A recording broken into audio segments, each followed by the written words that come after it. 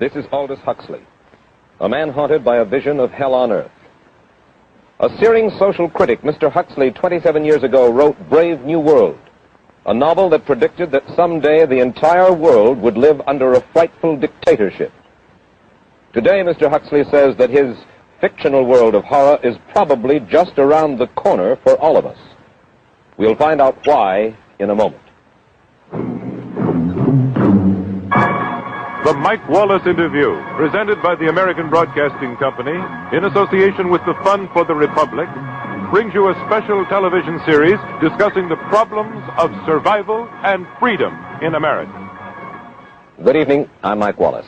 Tonight's guest, Aldous Huxley, is a man of letters, as disturbing as he is distinguished. Born in England, now a resident of California, Mr. Huxley has written some of the most electric novels and social criticism of this century.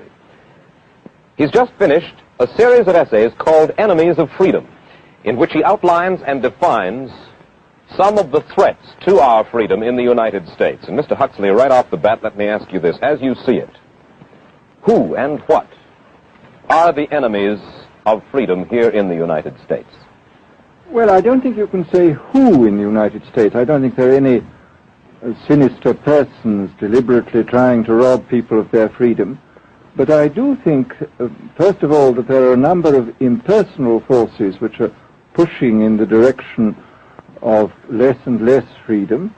And I also think that there are a number of technological devices which anybody who wishes to use can use to accelerate this process of going away from freedom, of imposing control. Well, what are these forces and these devices, Mr. Hudson?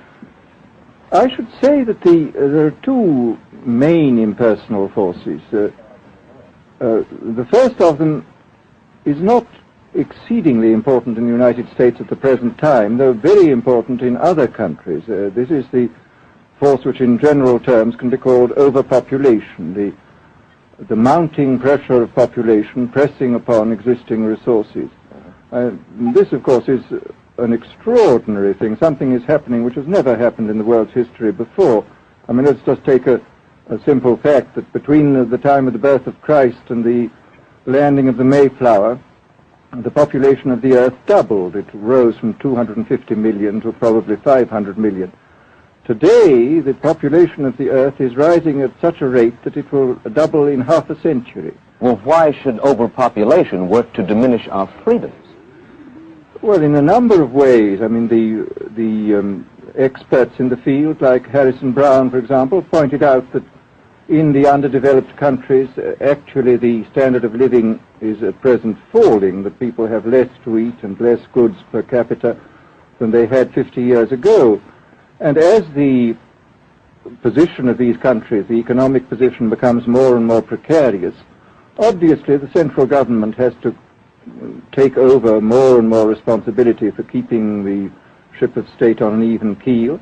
And then, of course, you're likely to get social unrest under such conditions, with again an intervention of the central government. So I think one sees here a pattern which seems to be pushing very strongly towards a totalitarian regime. And unfortunately, as in all these underdeveloped countries, the only highly organized political party is the Communist Party, it looks rather as though they will be the heirs to this unfortunate process, that they will step into the position of power. Well, then, ironically enough, one of the greatest forces against communism in the world, the Catholic Church, according to your thesis, would seem to be pushing us directly into the hands of the communists because they are against birth control.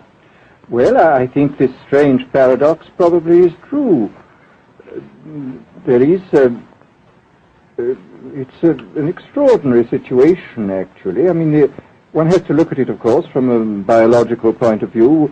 The whole essence of biological life on Earth is a question of balance, and what we have done is to practice death control in a most intensive manner without balancing this with birth control at the other end. Consequently, the birth rates remain as high as they were, and death rates have fallen substantially.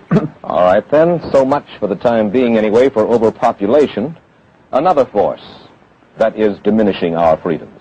Well, another force which I think is very strongly operative in this country is the force of what may be called over-organization. As technology becomes more and more complicated, it becomes necessary to have more and more elaborate organizations, more hierarchical organizations. And incidentally, the advance of technology has been accompanied by an advance in the science of organization. It's now possible to make organizations on a larger scale than was ever possible before. And so that you have more and more people living their lives out as subordinates in these hierarchical systems controlled by bureaucracies, either the bureaucracies of big business or the bureaucracies of big government. Mm-hmm. Mm-hmm.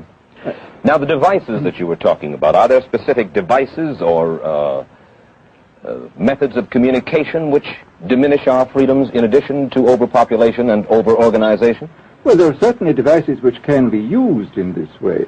I mean, let us take, after all, a piece of very recent and very painful history is the propaganda used by Hitler, which was incredibly effective. I mean, what were Hitler's methods? Hitler used terror on the one kind, brute force on the one hand, but he also used a very efficient form of propaganda, which he was using every modern device at that time. He didn't have TV, but he had the radio, which he used to the fullest extent, mm-hmm.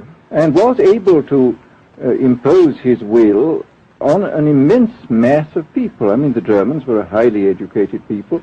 Well, we're aware of all this, but how do you equate Hitler's use of propaganda with the way that propaganda, if you will, is used, let us say, here in the United States? Are you suggesting that there is a parallel? Needless to say, it's not being used in this way now, but the point is, it seems to me, that there are methods at present available, methods superior in some respects to Hitler's methods, which could be used in a bad situation. I mean, what I feel very strongly is that we mustn't be caught by surprise by our own advancing technology. This has happened again and again in history.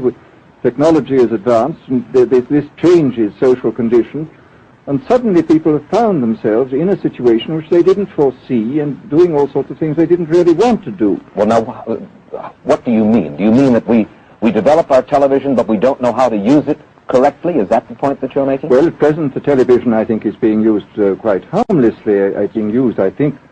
I would feel it's being used too much to distract everybody all the time. But, I mean, imagine, which must be the situation in all communist countries, where the television, where it exists, is always saying the same thing the whole time, is always driving along. It's not creating a wide front of distraction, it's creating a one-pointed drumming in of a single idea all the time. It's obviously an immensely powerful instrument. Mm-hmm. So you're talking about the potential misuse of the instrument. Exactly. We have, after all technology is in itself morally neutral.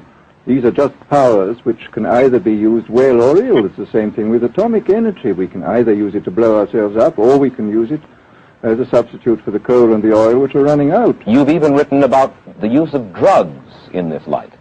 Well, now, this is a very interesting subject. I mean, in this book that you mentioned, this book of mine, Brave New World, I postulated a substance called soma, which was a very versatile drug. It would make people feel happy in small doses. It would make them see visions in medium doses, and it would send them to sleep in large doses.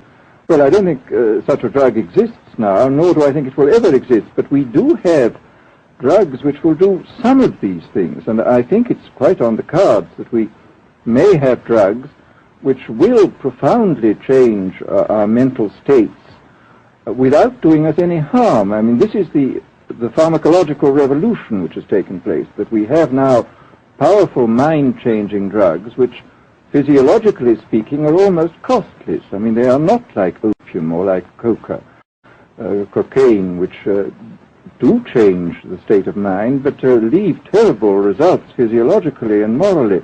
Mr. Huxley, in your new essays, you state that these various enemies of freedom are pushing us toward a real-life, brave new world, and you say that it's awaiting us just around the corner. First of all, can you detail for us what life in this brave new world which you fear so much, or what life might be like? Well, to start with, I think this kind of the dictatorship of the future, I think will be very unlike the dictatorships which we've been familiar with in the immediate past. I mean, take another book prophesying the future, which was a very remarkable book, George Orwell's 1984. Mm-hmm. Well, this book was written at the height of the Stalinist regime and just after the Hitler regime. And there he foresaw a dictatorship using entirely the methods of terror, the methods of physical violence. Now, I think what is going to happen in the future is the dictators will find, as the old saying goes, that you can do everything with bayonets except sit on them. But if you want to preserve your power indefinitely, you have to get the consent of the ruled. And this they will do partly by drugs, as I foresaw in Brave New World, partly by these new techniques of propaganda. They will do it by bypassing the sort of rational side of man and appealing to his subconscious and his deeper emotions and his physiology even, and so making him actually love his slavery. I mean, I think this is the danger, that actually people may be in some ways happy under the new regime, but they will be happy in a situation where they oughtn't to be happy. But let me ask you this. You're talking about a world that could take place within the confines of a totalitarian state. Let's become more immediate, more urgent about it. We believe, anyway, that we live in democracy here in the United States. Do you believe that this brave new world that you talk about could, let's say in the next quarter century, the next century, could come here to our shores? I think it could. I mean, that's why I feel it's so extremely important here and now to start thinking about these problems, not to let ourselves be taken by surprise by the new advances in technology. I mean, for example, in regard to the use of the drugs, we know there's enough evidence now for us to be able, on the basis of this evidence and using a certain amount of creative imagination, to foresee the kind of uses which could be made by people of bad will with these things, and to attempt to forestall this. And in the same way, I think with these other methods of propaganda, we can foresee and we can do a good deal to forestall. I mean, after all, the price of freedom is eternal vigilance. You write in Enemies of Freedom, you write specifically about the United States. You say this, writing about American political campaigns. You say, all that is needed is money and a candidate who can be coached to look sincere. Political principles and plans for specific action have come to lose most of their importance. The personality of the candidate, the way he is projected by the advertising experts, are the things that really matter. Well, this is...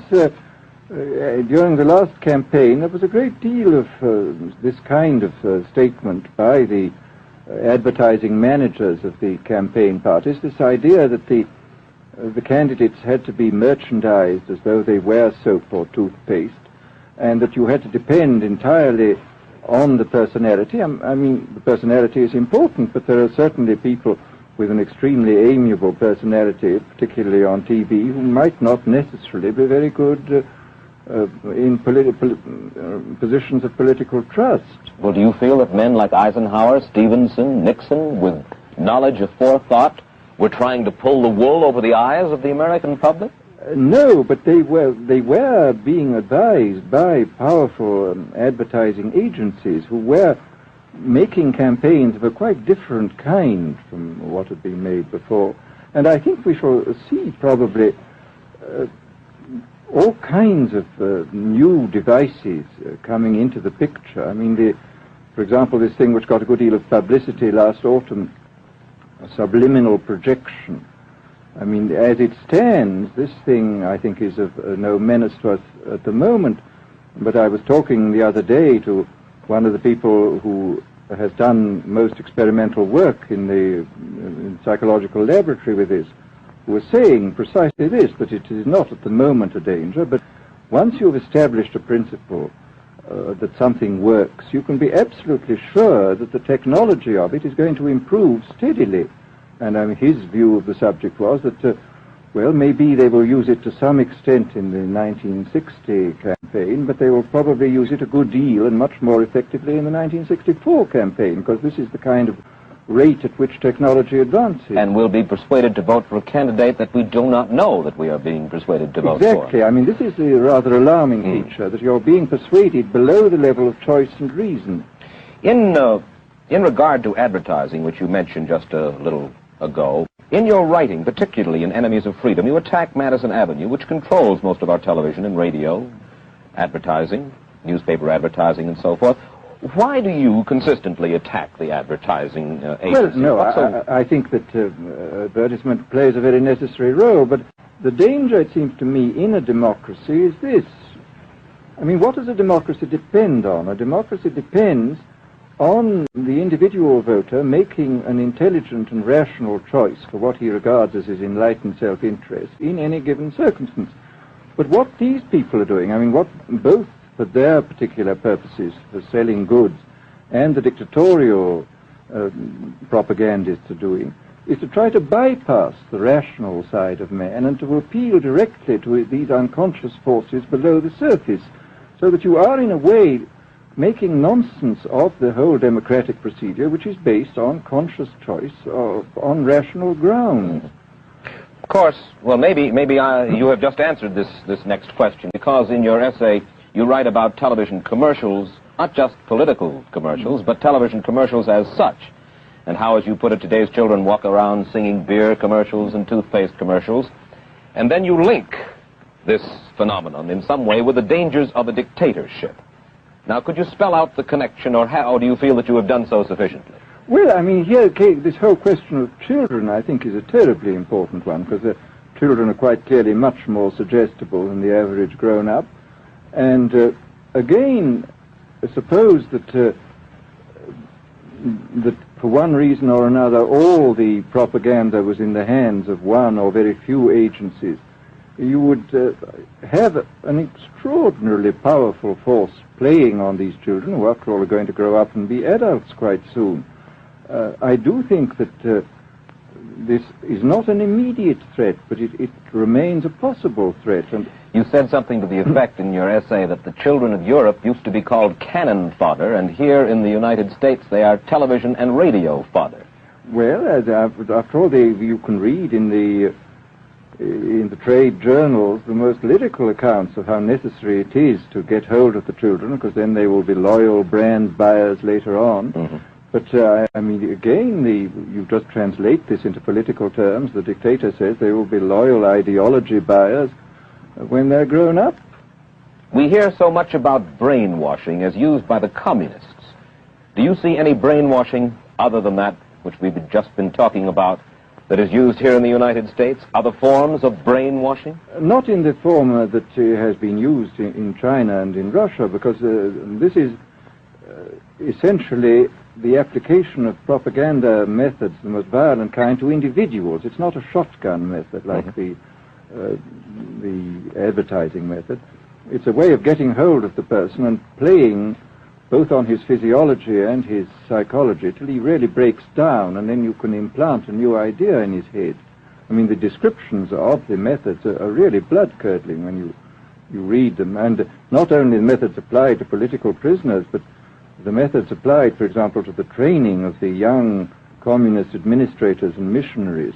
They receive an incredibly tough kind of training, which causes about 25% of them to break down or commit suicide, but produces 75% of completely one-pointed fanatics. The question, of course, that keeps coming back to my mind is this.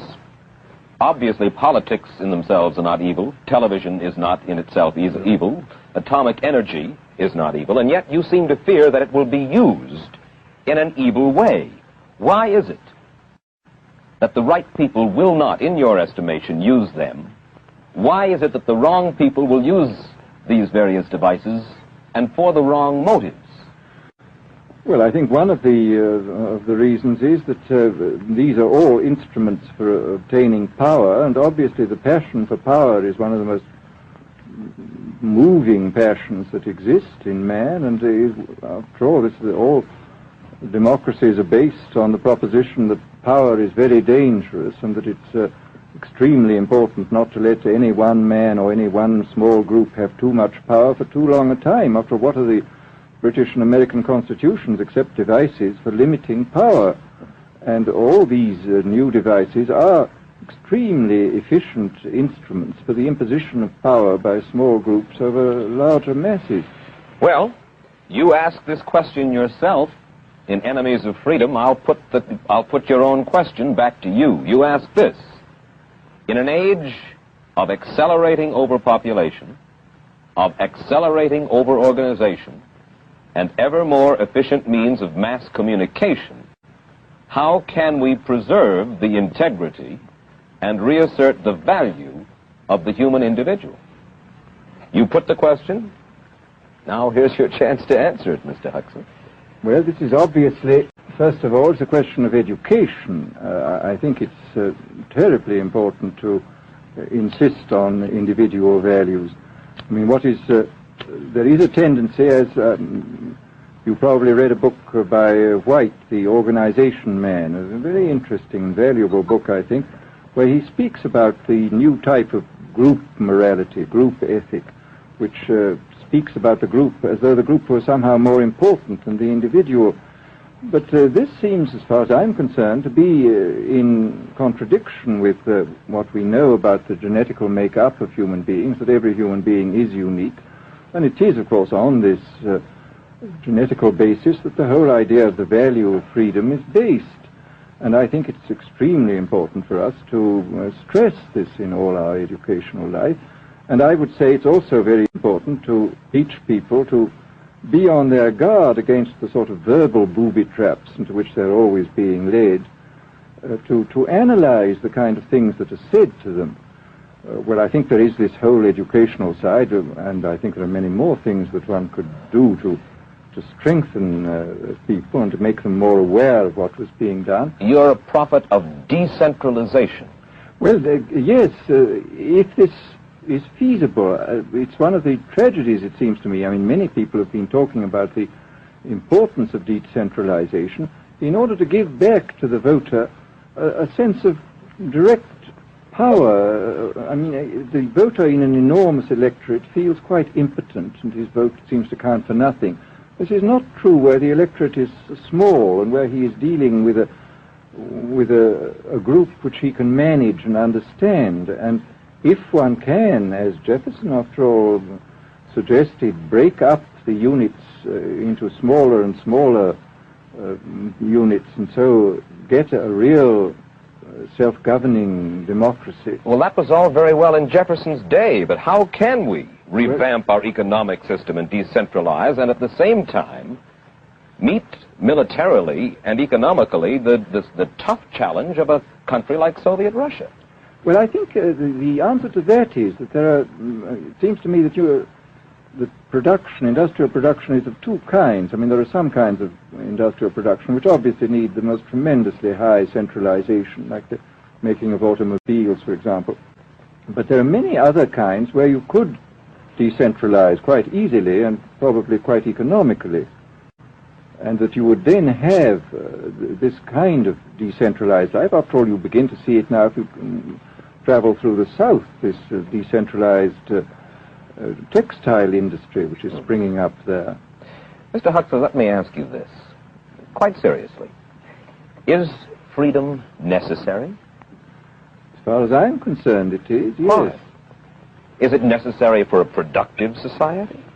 Yes, I should say it is. I mean, a genuinely productive society. I mean, I think you could produce plenty of goods without much freedom, but I think the whole sort of creative life of man is ultimately impossible without a considerable measure of individual freedom, that initiative, creation, all these things which we value, and I think value properly, are impossible without a large measure of freedom. Well, Mr. Huxley, take a look again at the country which is in the stance of our opponent anyway it would seem to be there, Soviet Russia.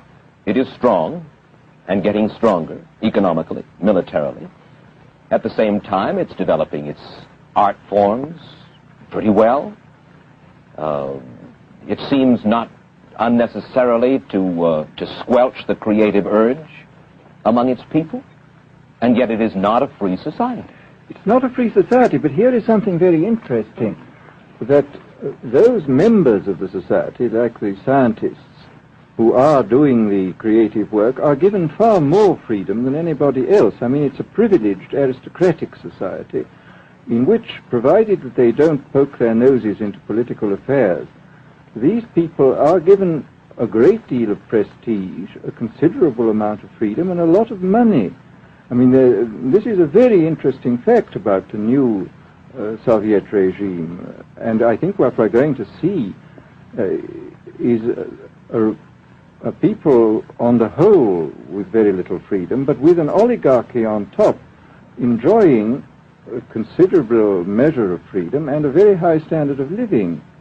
And the people down below, the epsilons down below, enjoying very little. And you think that that kind of situation can long endure? I think it can certainly endure much longer than a situation in which everybody is kept down. Because, I mean, they can certainly get their technological and scientific results on such a basis.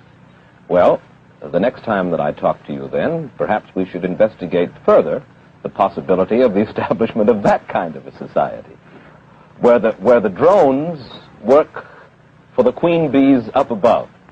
Well, but yes, but I must say I still believe in democracy. If we can make the best of the creative activities of the people on top, plus those of the people on the bottom, so much the better. Mr. Huxley, I surely thank you for spending this half hour with us, and I wish you Godspeed, sir. Thank you. Aldous Huxley finds himself these days in a peculiar and disturbing position. A quarter of a century after prophesying an authoritarian state in which people were reduced to ciphers, he can point at Soviet Russia and say, "I told you so." The crucial question, as he sees it now, is whether the so-called free world is shortly going to give Mr. Huxley the further dubious satisfaction of saying the same thing about us. Stay tuned for a preview of next week's interview. Till then, Mike Wallace, good night.